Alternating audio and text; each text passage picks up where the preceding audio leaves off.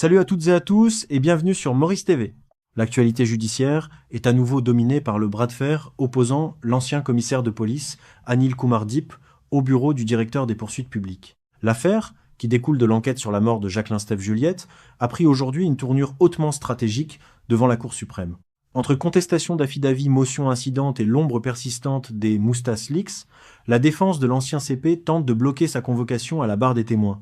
Quels sont les enjeux de cette bataille de procédure devant la chef-juge Mongli Gulbul? Nos envoyés spéciaux reviennent sur les points forts de cette audience qui a été renvoyée au 23 février prochain. Duel judiciaire. Anil Kumar Deep face au DPP, la bataille des affidavits s'intensifie. L'affaire de l'enquête judiciaire sur le décès de Jacqueline Steph Juliette a pris une tournure procédurale complexe devant la Cour suprême de Maurice. Le lundi 16 février 2026, le bras de fer opposant l'ancien commissaire de police, Anil Kumar Deep, au directeur des poursuites publiques, DPP, a franchi une nouvelle étape centrée sur la validité des documents versés au dossier. L'origine du litige, l'enquête de Goodlands.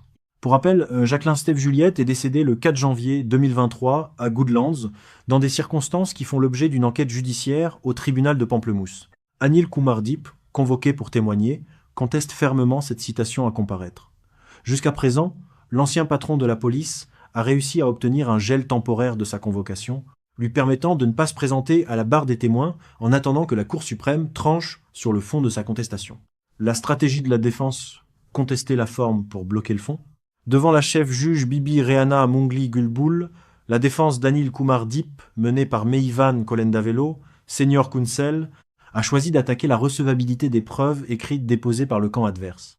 L'argumentation s'est cristallisée autour de deux points majeurs. L'affidavit d'Astriti Bourtou. La défense conteste la recevabilité de ce document juré par une Legal Support Officer du bureau du DPP. Mais Kolendavello a déposé une motion incidente visant à faire rayer certains passages de cet affidavit, les jugeant non pertinents ou inappropriés. La suspension de la motion principale, l'ancien CP demande que sa contestation principale, visant à annuler sa convocation, soit mise en suspens tant que la Cour n'a pas statué sur la validité de cet affidavit contesté.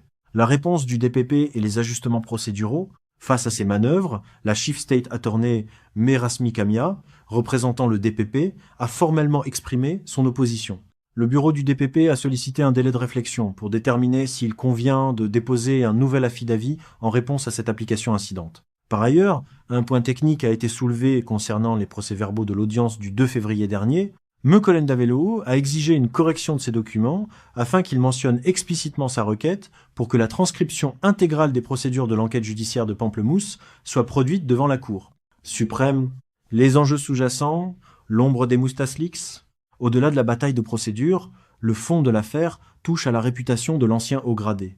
Anil Kumar Deep soutient que sa convocation n'est pas fortuite, mais serait intrinsèquement liée aux révélations des Moustache Leaks.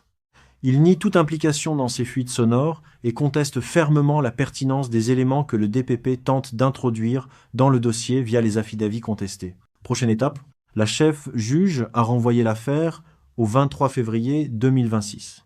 Cette date sera cruciale pour déterminer si la Cour acceptera d'épurer l'affidavit du DPP ou si elle passera directement à l'examen de la validité de la convocation de l'ancien commissaire.